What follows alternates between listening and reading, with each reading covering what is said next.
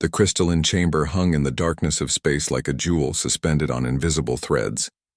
It orbited a neutron star that pulsed with rhythmic light, casting strange shadows across the massive structure that housed the Galactic Council. Inside, representatives from 847 different species gathered in a vast amphitheater that could hold 50,000 beings at once. Ambassador Sarah Chen sat in the human section, a modest platform near the bottom of the chamber. Her position reflected humanity's standing in galactic society. 3 centuries had passed since humans first achieved faster-than-light travel and stumbled into a galaxy already claimed and divided. In those 300 years, humanity had learned their place. They were newcomers. They were primitives. They were tolerated but not respected. Sarah watched as the Zetharian representative rose to speak. The Zetharian was tall and reptilian, covered in blue-green scales that shimmered under the chamber's lights. His species had been part of the council for over 2,000 years. They were considered wise. They were considered important. When a Zetharian spoke, others listened. The matter of the disputed territory is simple, the Zetharian ambassador declared, his voice amplified through translation devices that rendered his words in thousands of languages simultaneously. The world you humans call New Perth contains metamaterial deposits of significant value. These materials are crucial for gravitic technology.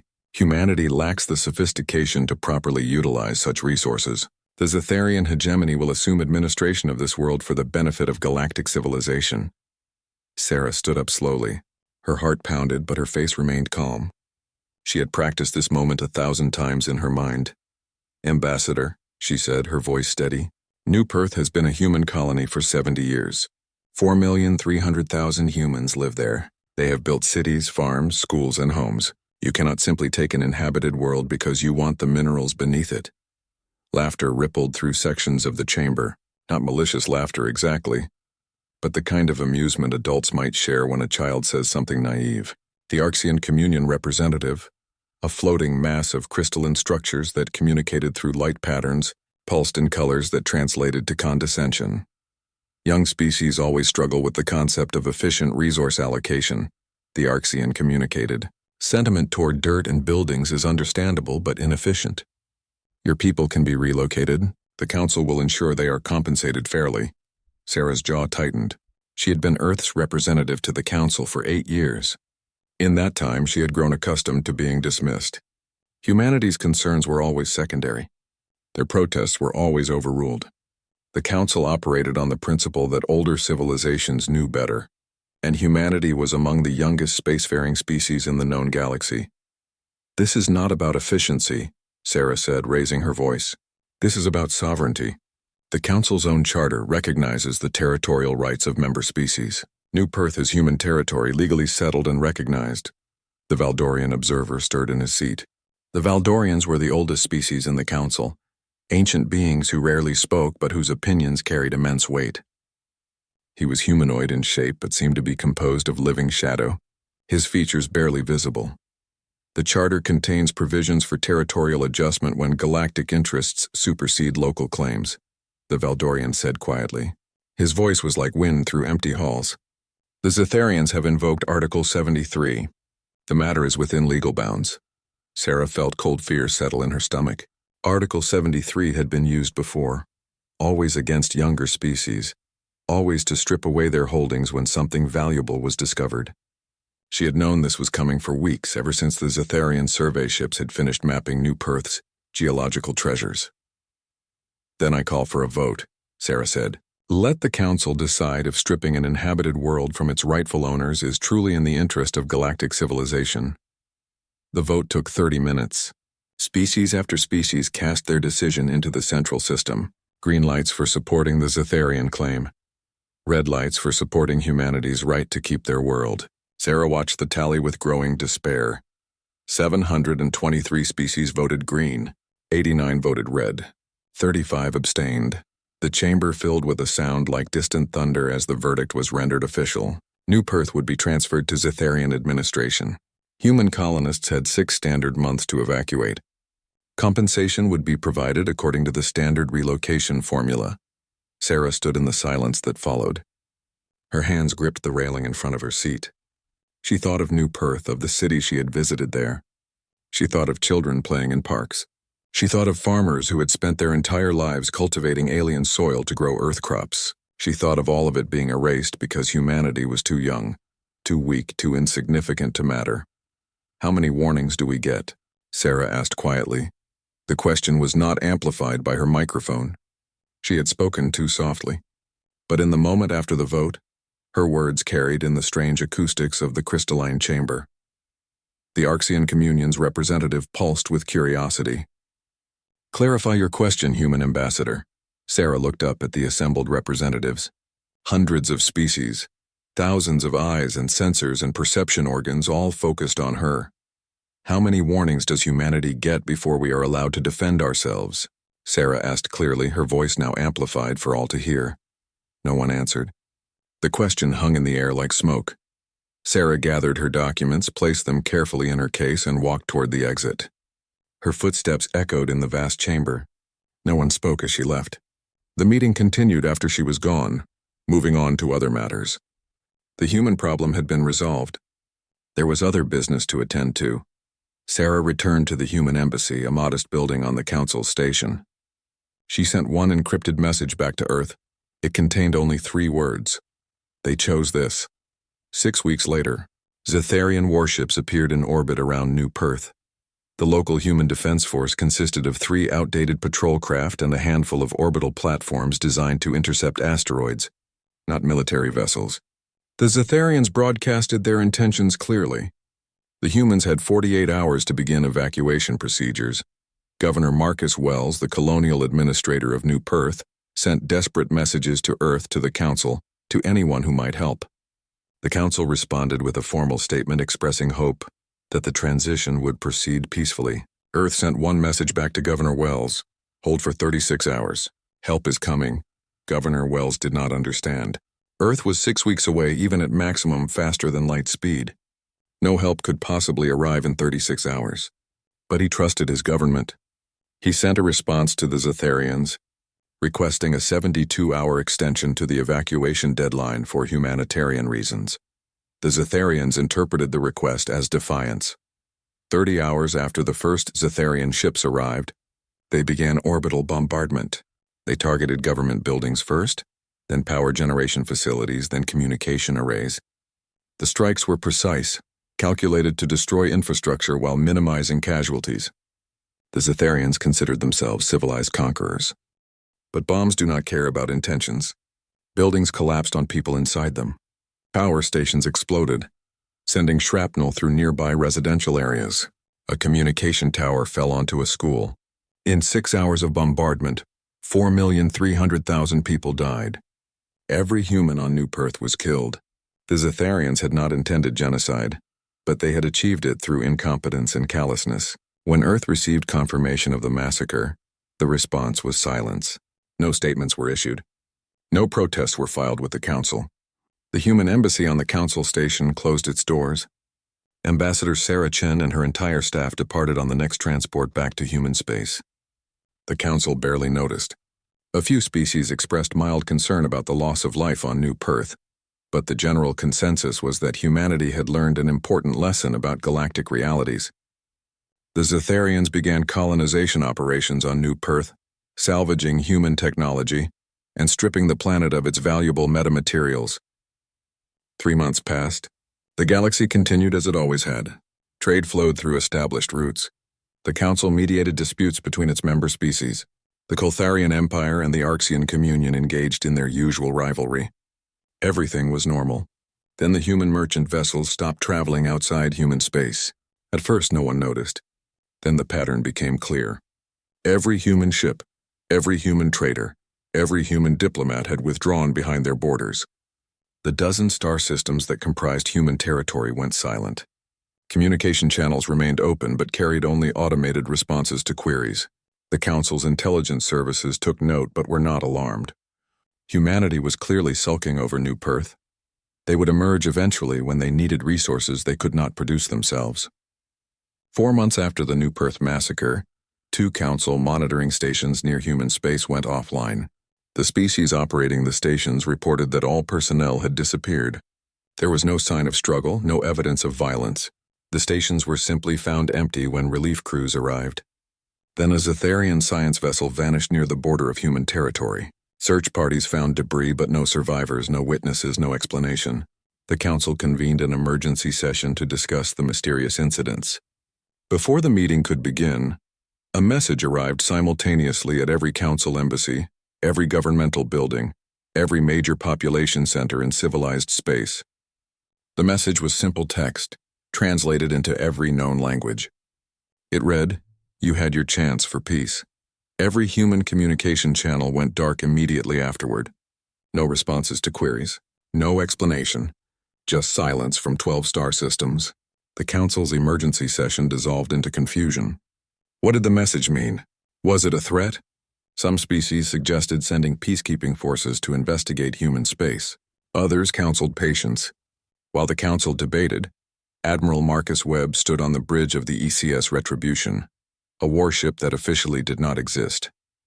Around him, displayed on holographic screens, were 217 other ships that officially did not exist. They had been built in secret over the past 150 years, hidden in asteroid bases and deep space facilities, far from the shipping lanes and survey routes. "All ships report ready status," his tactical officer announced. "Commence operation," Admiral Webb said calmly. Across 200 light-years, human vessels decloaked simultaneously. They appeared around every Zetharian military installation, every major colony, every strategic asset, and in orbit around the Zetharian homeworld itself. The galaxy's long peace was over. Humanity's war had begun. The Galactic Council's Intelligence Center occupied 3 entire levels of the crystalline station. Analysts from dozens of species worked around the clock, monitoring communications, tracking ship movements, and assessing potential threats to galactic stability. In the 6 months following the New Perth incident, the center's focus had shifted increasingly toward the human enigma. Senior analyst Corthan, a methodical insectoid from the Varix hive, compiled his daily report on human activity. The data was concerning in its simplicity. 0 human vessels had been detected outside their territorial borders in 173 standard days. All human trade agreements had been quietly terminated. Human diplomats had recalled themselves from every embassy and outpost across the galaxy. "They are hiding," Corthan's supervisor said, reviewing the report. "Wounded pride drives them to isolation." Corthan was not entirely convinced, but he filed the report as requested. The consensus among council leadership was clear. Humanity was sulking. Give them time and economic necessity would force them back to the negotiating table. No species could survive in complete isolation, especially not one as young and resource-dependent as humanity. In the Zetharian capital city of Zeth Prime, celebrations continued. The metamaterial deposits from New Perth exceeded even the most optimistic projections. Mining operations had extracted enough raw materials to revolutionize Zetharian gravitational technology.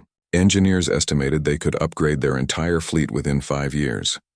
Governor Xanthir, now administrator of what the Zetharians had renamed Zeth Minor, walked through the ruins of a human city. Most of the structures had been demolished to make room for proper Zetharian architecture, but a few buildings remained as curiosities. He paused before what had once been a school. Human writing still marked its walls. "Tear it down tomorrow," Xanthir ordered his aide. "This entire sector will become a processing facility." His aide made a note on a data pad. Neither of them thought about the 4 million humans who had died here. The matter was settled. The council had ruled. Life continued. On Earth, in a conference room deep beneath the North American Defense Complex, a very different conversation was taking place. Admiral Marcus Webb stood before a holographic display showing the current disposition of human forces.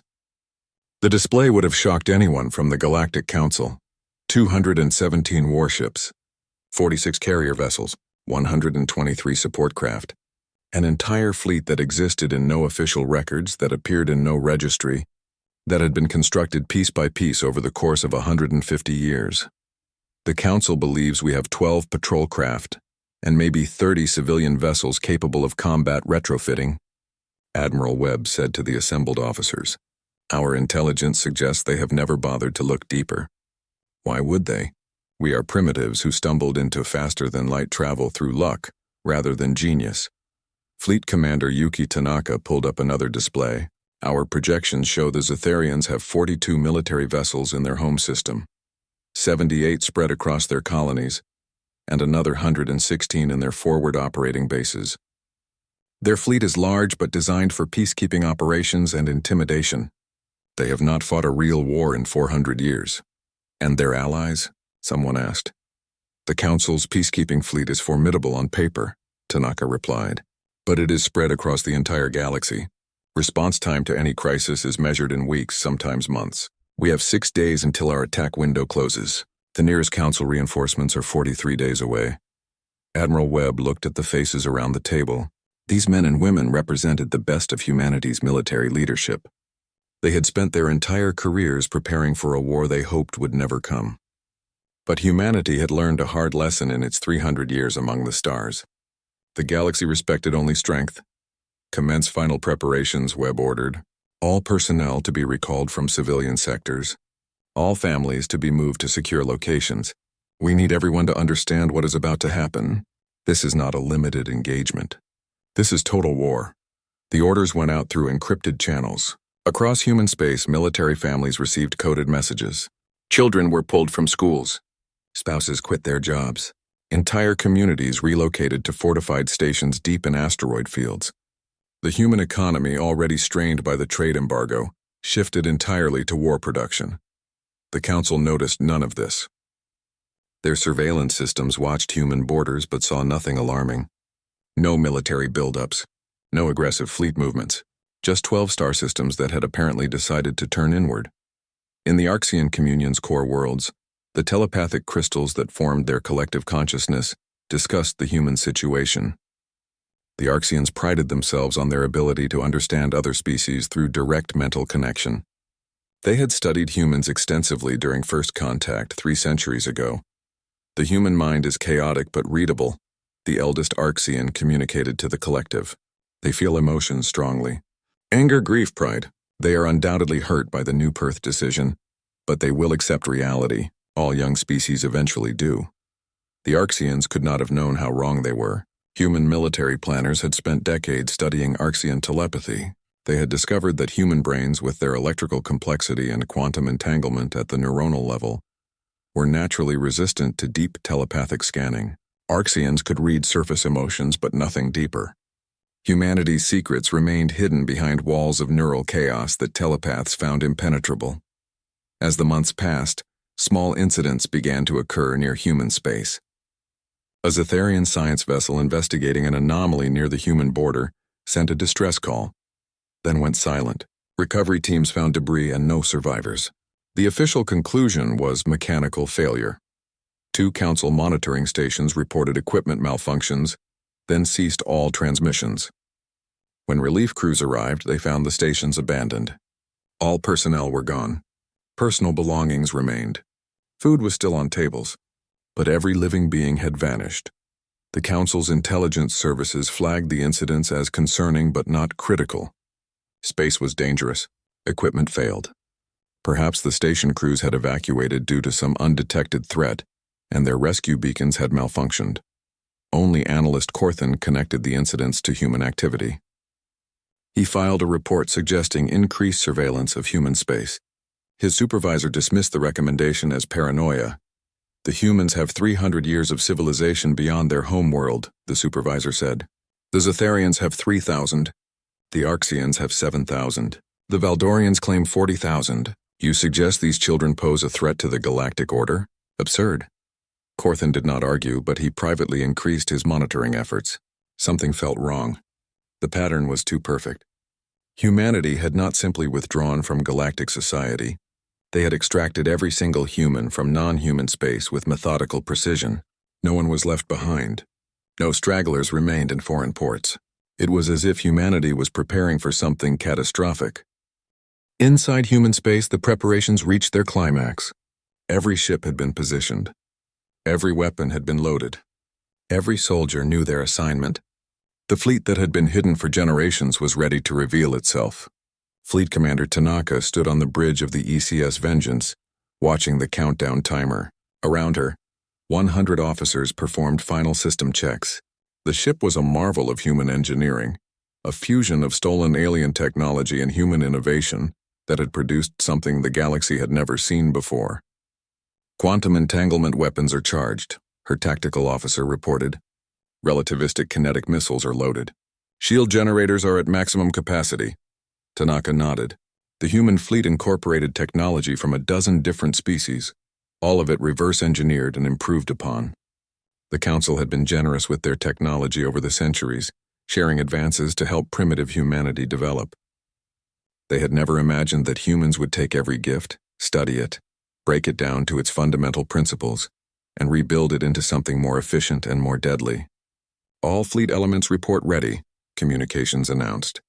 Tanaka opened a channel to Admiral Webb, who commanded the operation from his flagship, the ECS Retribution.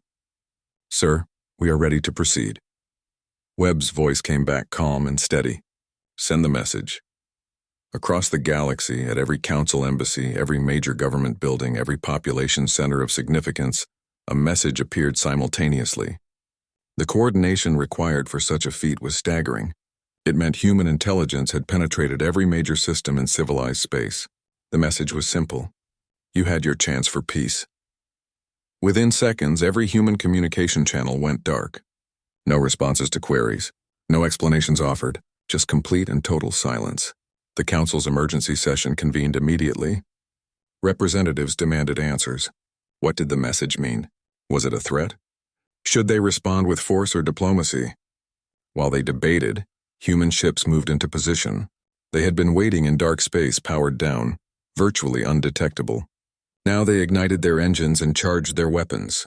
The fleet split into multiple battle groups, each with a specific target. The largest group, commanded by Admiral Webb himself, headed for the Zetharian homeworld. The second largest, under Fleet Commander Tanaka, moved toward the Zetharian colonial cluster where New Perth was located.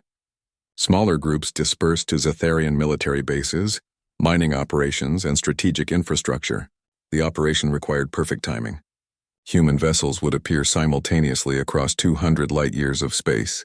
The shock value alone would be worth months of conventional warfare. Admiral Webb stood on his bridge watching the timer count down to 0. Around the Zetharian homeworld, 37 Zetharian military vessels patrolled in peacetime formations. They were about to have a very bad day. "All ships," Webb said quietly into the fleet channel. "Decloak and engage." Across Zetharian space, human vessels dropped their stealth systems and appeared on sensors. The effect was immediate and devastating. Alarms blared in every Zetharian command center. Ships that were not supposed to exist suddenly filled their sensors. The humans had not come to negotiate. The war had begun, and the galaxy had no idea what was about to hit them. The Zetharian Defense Command Center on Zeth Prime had operated for 600 years without facing a genuine military crisis. When alarms began screaming across every station simultaneously, the duty officer's first assumption was a system malfunction. Then the sensor displays updated and all thoughts of technical errors vanished. 34 unknown vessels had appeared in orbit around the homeworld. They were massive, larger than Zetharian battleships, and their energy signatures were off the charts. More contacts appeared by the second as human ships decloaked throughout Zetharian space. "Identify those vessels," the command officer shouted. "Sir, the computer cannot match them to any known design in our database," the sensor operator replied, his voice shaking. "But their communication protocols are human." The command officer stared at the display in disbelief. Humans did not have warships like this. Humans barely had a functional military. The Council had kept detailed records of human capabilities. They operated patrol craft and civilian vessels, nothing more. This must be an error. Run full diagnostic on all sensor systems. "Sir, we are receiving a transmission." Admiral Marcus Webb's face appeared on the main display. He was human, clearly visible as such, wearing a military uniform that looked professional and well-designed. Behind him, a ship's bridge bustled with activity. Everything about the transmission spoke of competence and preparation. "Attention, Zetharian Defense Command," Webb said calmly. "You are hereby ordered to power down all military vessels and defensive installations. You have 10 minutes to comply. Failure to comply will result in the destruction of your fleet. This is your only warning."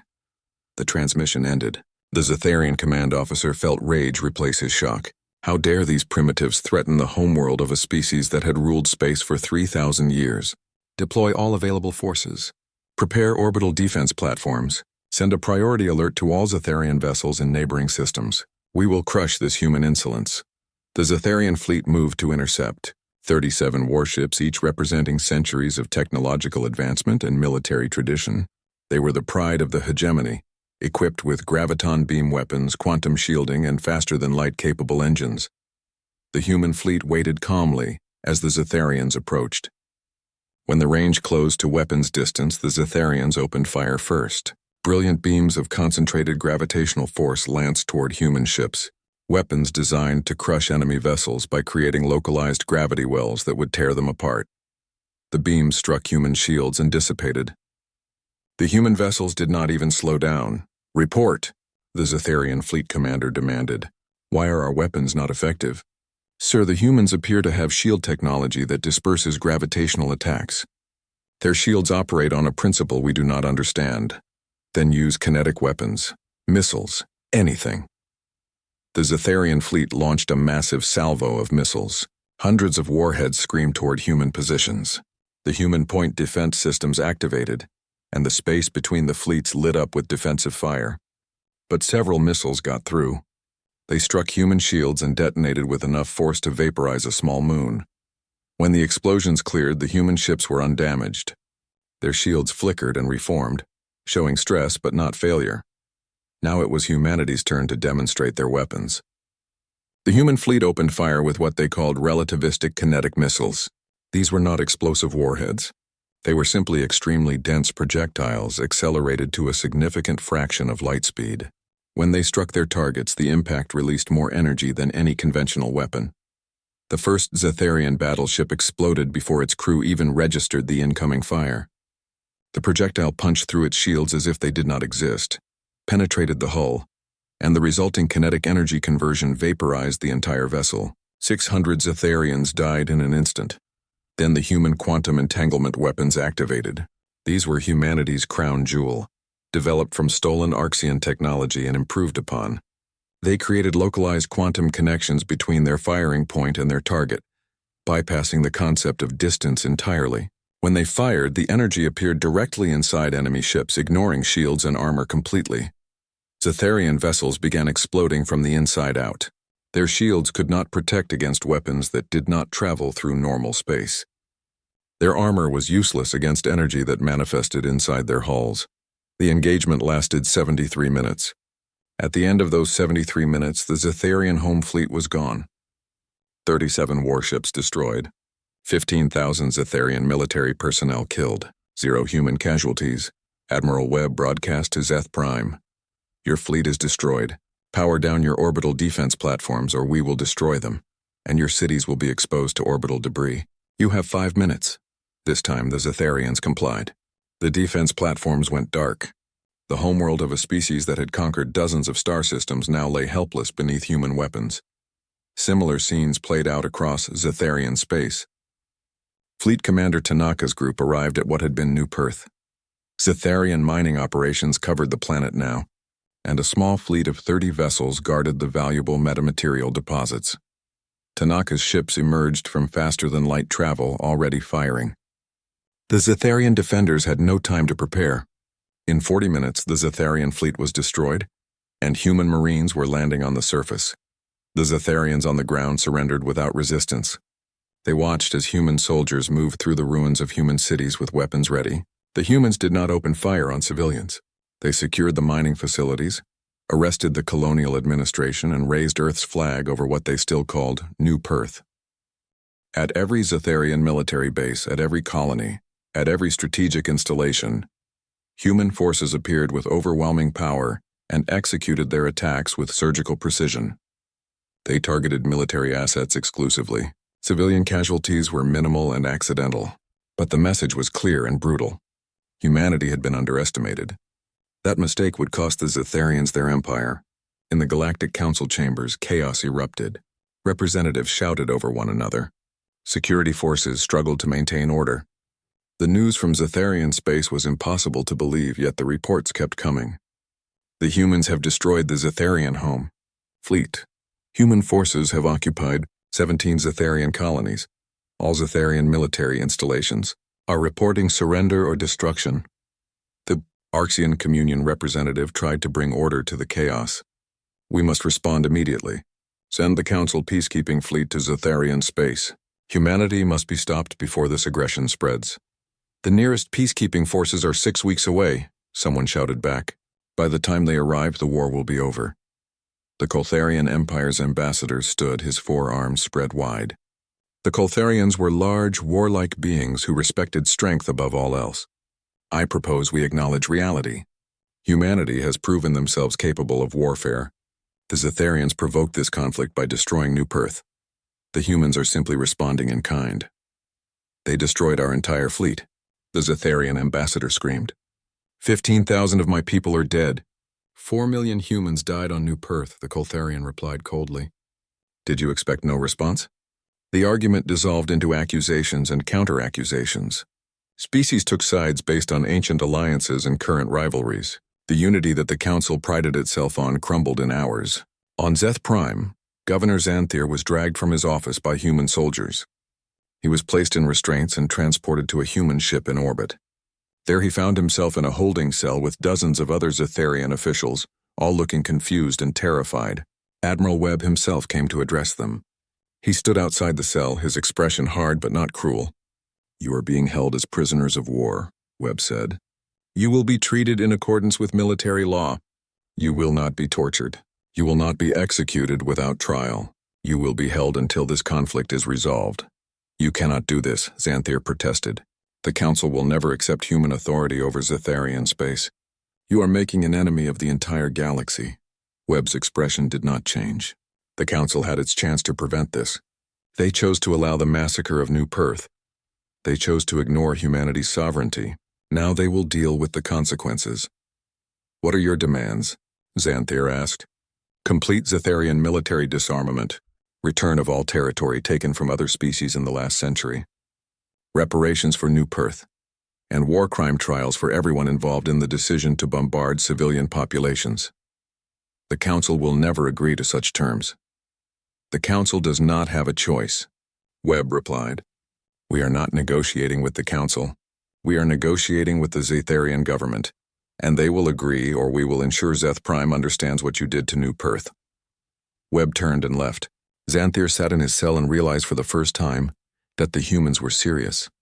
They had not come for limited objectives or symbolic victories. They had come to completely destroy Zetharian military power and remake the political structure of the galaxy.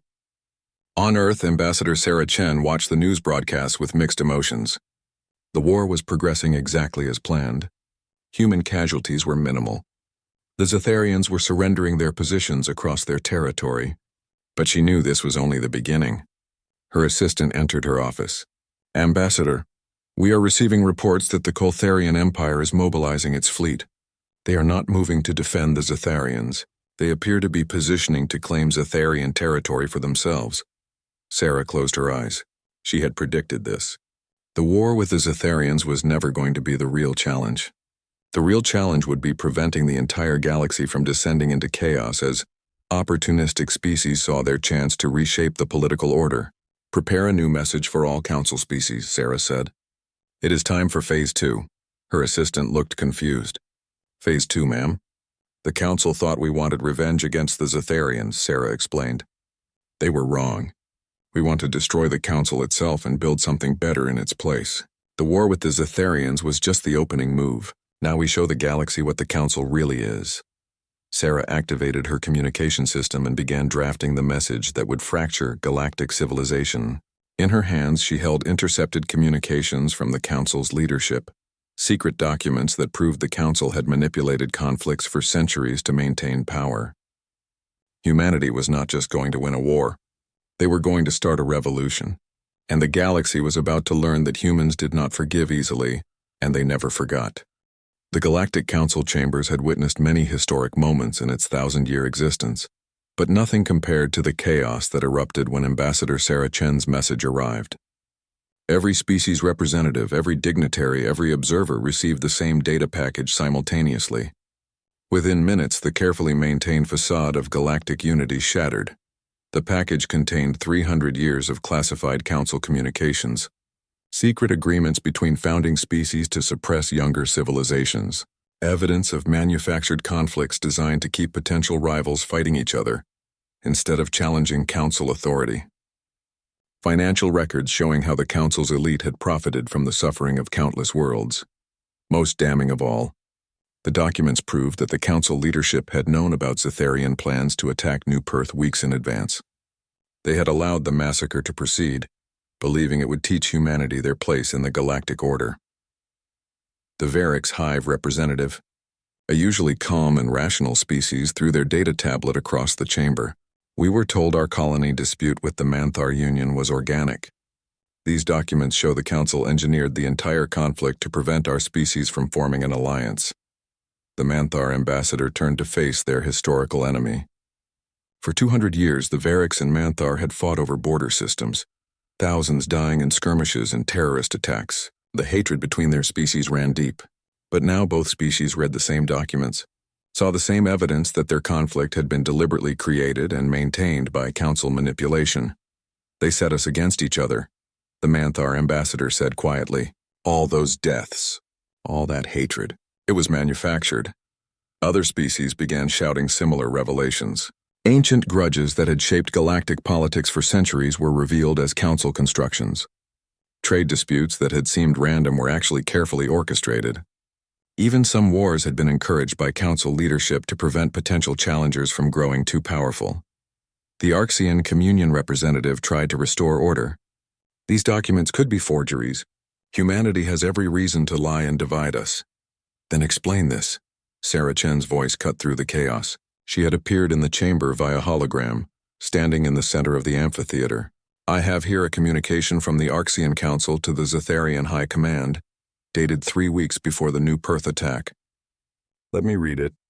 The human presence on the metamaterial-rich world represents an inefficiency. Should military action become necessary to correct this situation, the Communion will support Council recognition of Zetharian authority. Young species must learn their limitations. The Arxian representative's crystalline structure pulsed with colors that the translation systems rendered as distress. That communication was classified at the highest level. How did you obtain it? You told us humans were primitive, Sarah replied. You told us we were too young, too unsophisticated to understand galactic politics. You never imagined we might be learning from you. For 300 years, human intelligence services have infiltrated every major system in Council space. We learned to speak your languages. We learned to break your encryptions. We learned to hide in plain sight. She gestured, and new documents appeared on every display in the chamber. Here are the Council's contingency plans for dealing with emerging species that show too much potential. Notice that 63 species over the last 2,000 years have been systematically suppressed, their growth stunted, their expansion limited. Notice that 12 species have been completely eliminated when they refused to accept Council authority. The chamber descended into pandemonium. Species demanded answers from Council leadership. Ancient alliances began fracturing. New coalitions formed in minutes as species realized they shared common grievances against the Council's founding members. The Valdorian observer, who had remained silent throughout the chaos, finally stood. The ancient being's shadowy form seemed to grow larger, and his voice carried weight that silenced the chamber. The human accusations are partially true, the Valdorian admitted. The Council was designed to maintain stability. Sometimes stability requires intervention. Young species are chaotic. They start wars. They make mistakes that cost lives. We guided them, shaped them, prevented catastrophes. You controlled them, Sarah corrected. You decided which species deserved to grow and which needed to be suppressed. You appointed yourselves as the galaxy's masters and everyone else as your subjects. We are the oldest, the Valdorian replied.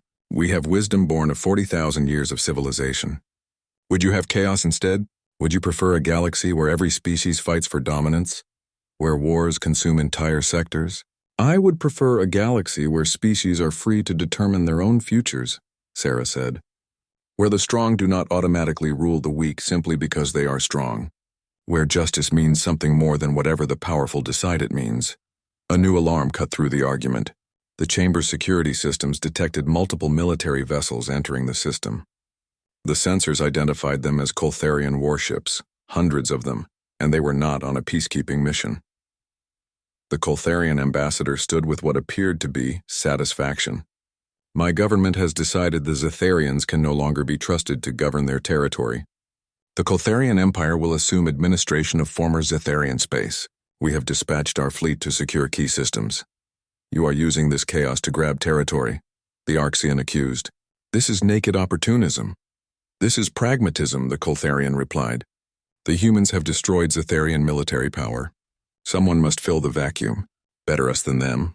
Sarah's hologram flickered as she received new information. Her expression remained calm, but her words carried an edge. Fleet Commander Tanaka, please explain to the Council what is happening in former Zetharian space. A new hologram appeared beside Sarah. Fleet Commander Yuki Tanaka stood on the bridge of her flagship, and behind her, tactical displays showed ship positions throughout Zetharian territory. Coltharian forces have engaged Zetharian civilian vessels and are landing troops on 3 colony worlds, Tanaka reported. They are not securing territory. They are invading it. Preliminary reports indicate civilian casualties. Sarah turned to the Coltharian ambassador. You see an opportunity to expand your empire. We see a predator attacking wounded prey. This is exactly why the Council's system must end. You have no authority here, human, the Coltharian ambassador growled. You started this chaos. You destroyed the Zetharian fleet and left their territory undefended. Now you complain when others act in their own interests? We destroyed a military force that committed genocide, Sarah replied. We did not give you permission to victimize Zetharian civilians. Fleet Commander Tanaka, please intercept the Coltharian forces. The Coltharian ambassador laughed. You would fight us to protect the Zetharians? The same species that destroyed New Perth? We will fight anyone who targets civilians, Sarah said coldly. That is the difference between us and you. We do not forgive what the Zetharians did, but we will not allow others to do the same to them. Fleet Commander, you are authorized to engage. Tanaka saluted and her hologram disappeared. In orbit around 3 former Zetharian colony worlds, human ships moved to intercept Coltharian forces. The Coltharians, confident in their numerical superiority, opened fire immediately. They learned the same lesson the Zetharians had learned. Human ships were not easy targets. Human weapons did not follow the standard rules of engagement. Within an hour, the Coltharian invasion force was retreating, leaving 37 destroyed ships behind. In the council chambers, other species watched this development with growing concern. The humans had defeated the Zetharians, who were a major military power. Now they had defeated a Coltharian force, and the Coltharian Empire was considered the most militaristic species in the galaxy. How powerful were the humans? The Arxian Communion representative made a decision. We must stop this before it spreads further. I propose emergency council authorization to designate humanity as a threat to galactic security. We should mobilize all available peacekeeping forces. On what grounds? Asked the representative from the Drexy cluster, a species that had remained neutral. The humans destroyed a fleet that had committed genocide. They defended civilians from invasion. By what definition are they the threat? They possess military power that exceeds their maturity, the Arxian explained. A species only 300 years old should not have the capability to challenge ancient civilizations. This imbalance is dangerous. The imbalance is only dangerous to those who benefited from the old system, the Drexy replied. I move that we acknowledge the human grievances as legitimate and negotiate a new council structure that provides equal representation to all species. The vote that followed divided the council in ways not seen in 1,000 years. 312 species voted to oppose humanity militarily. 378 species voted to negotiate with humanity. 157 abstained, waiting to see which side would prevail. The council had fractured. Species that had cooperated for centuries now eyed each other with suspicion. Old alliances collapsed as species realized their partners had benefited from council manipulation. New coalitions formed based on shared grievances rather than ancient bonds. In the midst of this chaos, 5 species declared independence from council authority entirely. They announced they would govern themselves without council interference. The council's peacekeeping forces moved to intervene, but the independent species called for human protection. Sarah Chen found herself negotiating mutual defense pacts with species she had never even spoken to before. Humanity's fleet, designed to fight one war against the Zetharians, was suddenly being pulled in multiple directions as the galactic order collapsed. On the bridge of the ECS Retribution, Admiral Webb reviewed the strategic situation with growing concern. "We planned for war with the Zetharians. We planned for Council opposition. We did not plan for complete systemic collapse. We pulled the keystone from the arch," his chief of staff replied. "Now the whole structure is coming down. Then we need to figure out how to rebuild before everyone kills each other," Webb said. "Contact Ambassador Chen. Tell her we need to move to Phase 3 ahead of schedule." In a secure chamber deep within the Council station, the three founding species met in secret. The Zetharians, despite their defeat, still held a council seat. The Arxians represented the telepathic species. The Valdorians represented the ancient civilizations. Together they had guided the galaxy for 2,000 years. Now they faced extinction of their authority. "We have one option remaining," the Valdorian said quietly. "The Void Protocols." The Arxian representative pulsed with alarm. "Those weapons have been forbidden for 8,000 years. Their use nearly destroyed galactic civilization. And their threat has maintained peace for 8,000 years, the Valdorian replied. "Humanity must be made to understand that some lines cannot be crossed. We will give them one chance to return to their territory and accept permanent limitations on their expansion. If they refuse, we activate the Void Protocols and eliminate the threat they pose." The Zetharian representative, still reeling from the loss of his species' fleet, nodded agreement. "Do whatever is necessary. Humanity must be stopped." The meeting adjourned. The founding species began preparing to use weapons that had not been activated in millennia. Weapons that could sterilize entire star systems. Weapons that could erase a species from existence. Humanity had shaken the foundations of galactic civilization. Now they would face the consequences of their revolution. The message arrived simultaneously at every human military installation, every government building, every ship in the human fleet. It was broadcast on all frequencies, translated into every human language and marked with the highest priority designation. The three founding species of the Galactic Council had issued their final ultimatum. Admiral Webb read the message on his bridge, his expression growing darker with each word. "Humanity has violated the fundamental principles of galactic civilization. You have destroyed a council member's fleet. You have interfered in territorial disputes that do not concern you. You have released classified information that has destabilized the galactic order. These actions cannot be tolerated. You are hereby ordered to withdraw all military forces to your original 12 systems. You will accept permanent restrictions on your expansion, your military development, and your political influence. You have 72 hours to comply. Failure to comply will result in the activation of the Void Protocols. Humanity will be eliminated as a threat to galactic civilization. This is not negotiable. This is your only warning." The bridge crew fell silent. Everyone knew what the Void Protocols meant. Every species in the galaxy knew the legends. 8,000 years ago, in a war that had consumed entire sectors, weapons had been created that could unmake reality itself. They could collapse stars. They could shatter planets. They could sterilize entire solar systems, leaving nothing but radiation and death. The Council's founding species had used these weapons to end that ancient war, and then they had buried them, swearing they would never be used again. The fear of those weapons had helped maintain galactic peace for millennia.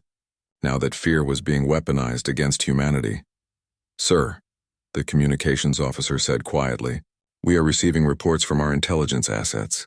The founding species have begun activating the Void Protocol installations. 7 ancient weapons platforms are being powered up across the galaxy. Each one is capable of destroying an entire star system." Webb stood and walked to the tactical display. "How long until they can fire?" "Estimates range from 48 to 72 hours. The technology is ancient and requires extensive preparation sequences. And our countermeasures?" The tactical officer pulled up a new display. "Operation Safeguard is ready to proceed. We have teams positioned near all 7 weapons platforms. They have been in place for 3 months." Webb allowed himself a small smile. "Then we proceed as planned. Contact Ambassador Chen. Tell her it is time for the final revelation." In the Galactic Council chambers, the atmosphere was tense.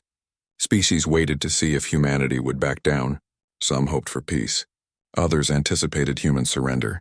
A few secretly hoped the founding species would carry out their threat, eliminating the human problem permanently. Sarah Chen's hologram appeared in the center of the chamber.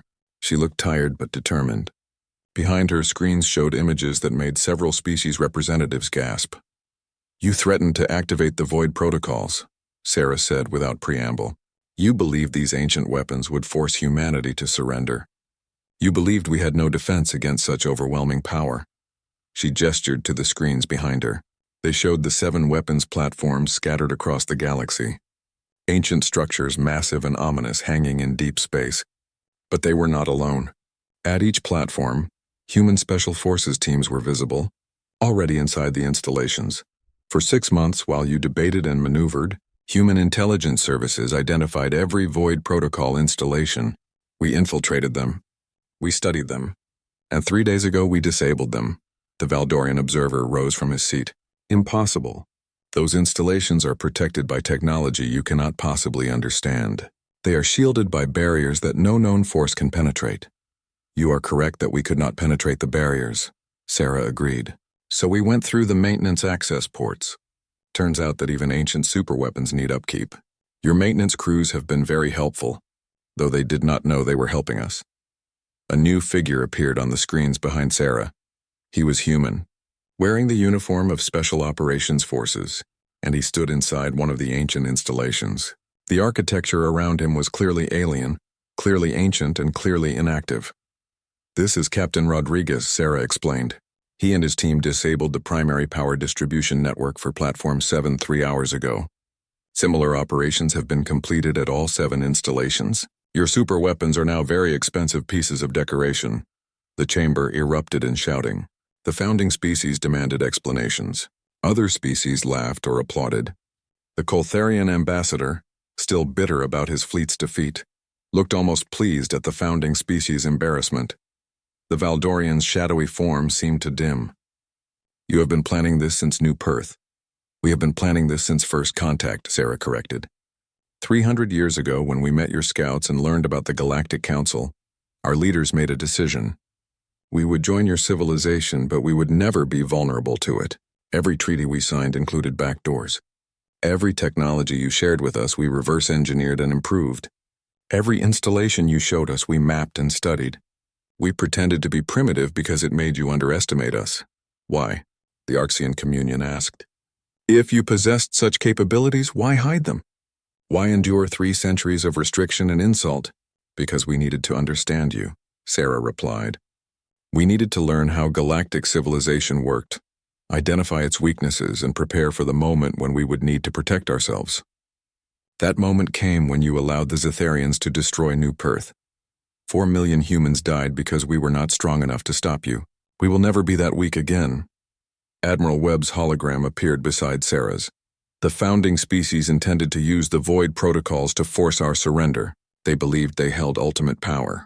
But power is meaningless if you are afraid to use it. We called their bluff." "This is not a bluff," the Valdorian said, his ancient voice carrying genuine anger for the first time. "You may have disabled the platforms, but we can rebuild them. We can create new weapons. We have 40,000 years of accumulated knowledge. You have 300. And in those 300 years, we learned something your civilization forgot," Sarah said. "Progress does not come from age. It comes from necessity. You became comfortable. You became complacent. You believed your age gave you wisdom, but it only gave you arrogance." She pulled up new data on the chamber displays. "Here is what humanity offers. We do not want to rule the galaxy. We do not want an empire. We want a new council, one that serves all species equally. Every species gets equal representation regardless of age or power. No species can vote on another species' internal affairs. The council exists to mediate disputes, not to control civilizations. Trade remains free. Military forces remain sovereign. Conflicts are resolved through negotiation, not manipulation. And if we refuse?" the Zetharian representative asked. "Then humanity will enforce this new order alone," Admiral Webb replied. "We have proven we can defeat your fleets. We have proven we can infiltrate your installations. We have proven we can counter your superweapons. You can fight us, but you will lose. Or you can accept that the old order is dead and help us build something better." The Drexy cluster representative, who had been neutral throughout the conflict, spoke up. "I support the human proposal. The old council was built on the principle that some species deserve more power than others. This proposal offers true equality. Other species began voicing support. Not all of them. Not even a majority at first, but enough to show that the council was genuinely divided. The founding species had lost their absolute authority. The Valdorian observer looked at Sarah and Admiral Webb. For 40,000 years, his species had guided galactic civilization. Now a species barely 3 centuries old was dictating terms. "You have won," the Valdorian admitted. "Not through superior morality or greater wisdom. You won through ruthlessness and preparation. You studied us for 300 years and struck at the moment when we were most vulnerable. That is not justice. That is conquest." "You are right," Sarah agreed. "This is not justice." Justice would have been the council protecting New Perth. Justice would have been fair treatment from the beginning. We did not get justice. We got war. Now we are offering peace, but on our terms. Over the next 30 days, the galaxy transformed. 412 species signed the new council charter. These included many of the smaller, younger civilizations that had been suppressed under the old system. They also included several ancient species who recognized that the old order was truly finished. The Zetharians, facing war crime tribunals and reparations, had no choice but to sign. Their military was destroyed. Their government was in chaos. They agreed to disarm completely and to pay restitution for New Perth over the next 50 years. The Coltharian Empire refused to sign, as did 36 other species. They withdrew from council space entirely, forming their own federation. The galaxy fractured, but not into chaos. Instead, it formed 2 distinct spheres: the new Galactic Council, reformed according to human principles, and the Coltharian Federation, preserving the old ways of power and conquest. The humans, pragmatic as always, established defense pacts with their council allies. Their fleet remained on high alert. They knew the Coltharians would eventually test their resolve. The Arxian Communion joined the new council reluctantly. They maintained that humanity's methods were too brutal, too ruthless. But they acknowledged that the old system had been corrupt. The Valdorians withdrew from active governance. They remained as observers, watching with ancient eyes as the galaxy reorganized itself under human influence. 6 months after the crisis began, Ambassador Sarah Chen stood in the new council chambers. The architecture had been redesigned to reflect all member species equally. There were no privileged positions, no hierarchy of seating. The human contribution was a wing made of translucent steel, a material that was strong but allowed light to pass through. Transparency and strength, that was humanity's statement. Sarah looked out at the assembled species. Hundreds of civilizations, all with equal voices now. Some were ancient, some were young. All were learning to cooperate without the old hierarchies. Was it worth it? Admiral Webb asked, standing beside her. He had retired from active service, but he remained as a military advisor to the council. Sarah thought about New Perth, about the 4,300,000 people who had died there, about the 15,000 Zetharians killed in the war, about the 89 million beings who had died in the conflicts that followed the council's collapse. "I do not know," she admitted. "We achieved what we set out to do. No species will ever dismiss humanity as primitive again, but the cost was terrible." "The cost of staying weak would have been worse," Webb replied. "If we had accepted the restrictions, if we had knelt, humanity would have remained subject to council whims forever. We would have been slaves calling ourselves citizens." Sarah nodded. She knew he was right, but the knowledge did not ease the burden. A young human aide approached them. "Ambassador, representatives from 6 new species are requesting to join the council. They are all from the Outer Rim, species that never had contact with the old council. Tell them we will hear their petitions," Sarah said, "and make sure they understand the rules. We do not conquer. We do not control. We cooperate." The aide nodded and left. Sarah turned back to watch the council chamber as it filled with representatives preparing for the day's session. They would debate trade agreements. They would mediate a border dispute between 2 minor species. They would discuss scientific cooperation. Normal work, peaceful work, the work of civilization. They asked what humanity would become when we reached the stars, Sarah said softly. "Today the galaxy has its answer. And tomorrow?" Webb asked. Sarah smiled, though it did not reach her eyes. "Tomorrow we prove we can be more than warriors.